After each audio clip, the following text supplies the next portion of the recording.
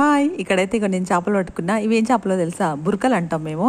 ఇంట్లో మస్తు ముళ్ళులు ఉంటాయని ఎవ్వరు తినరు. అందరూ చెరువులో చేపలు పట్టంగానే ఒడ్డుకు పడేసిపోతూ ఉంటారు. ఫుల్ అంటే ఫుల్ చేపలు ఒడ్డు పొంటి ఉట్టికిన పడేసి ఉంటాయి. పుక్కిట్లకి ఇచ్చినా కూడా ఎవ్వరు తీసుకోరు.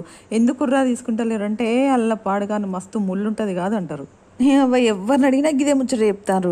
ఇదేందో చూడాలి అని చెప్పి ఇక ఈసారి మాత్రం ఆ బురకల్ని పట్టుకొని పోయినా వండుకొని తిని చూడాలి నిజంగానే ఎంత ముళ్ళు ఉంటాయో చూద్దామని. అయ్యో రామ, అలా గంతగనం ముళ్ళేం లేదు. ఎందుకుర్రా అని అంటే బురక పెద్ద సైజు అయిన కొద్దీ ముళ్ళు ఉండదట. చిన్న సైజు ఉన్నప్పుడే బొచ్చడు కంపు ఉంటుందట అలా.